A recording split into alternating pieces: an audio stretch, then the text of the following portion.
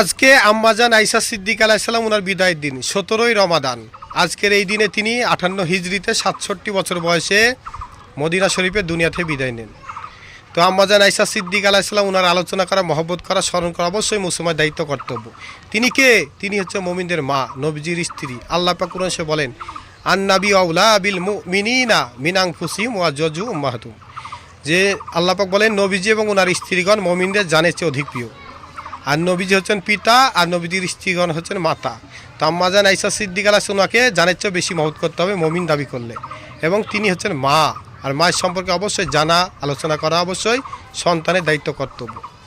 আয়েশা সিদ্দিকা আলাইহিস সালাম তিনি জন্মগ্রহণ করেন নবীজির যখন বয়স ৪৪ বছর, নবুয়ত প্রকাশের ৪ বছর পর শাওয়াল মাসে জন্মগ্রহণ করেন।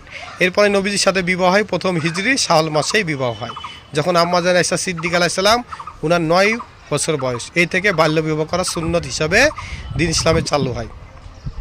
তো আম্মাজান আয়েশা সিদ্দিকা আলাইহিস সালাম ওনার থেকে নবীজি কোনো আলাওলাদ হননি।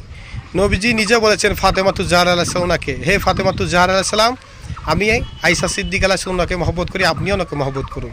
তখন ফাতেমাতু জাহরা আলাইহিস সালাম তিনি বলেছেন, হে আমার পিতাজান, আমি অবশ্যই আয়েশা সিদ্দিকা আলাইহিস সালামকে মহব্বত করি। কাজেই আয়েশা সিদ্দিকা আলাইহিস সালামকে মহব্বত করা সমস্ত মুসলমানের দায়িত্ব কর্তব্য। তো তিনি দিন ইসলামের অনেক খেদমত করেছেন, নবীজিকে অনেক মহব্বত করতেন আয়েশা সিদ্দিকা আলাইহিস সালাম তিনি। তো তিনি এই আজকের দিনে ৫৮ হিজরি তিনি দুনিয়া থেকে বিদায় নেন ৬৭ বছর বয়স, ওনার রোজা শরীফ জান্নাতুল বাকিতে। তো মুসলমানের দায়িত্ব কর্তব্য আম্মাজান আয়েশা সিদ্দিকা আলাইহিস সালাম ওনাকে মহব্বত করা, স্মরণ করা, ওনার আলোচনা করা। আমিন।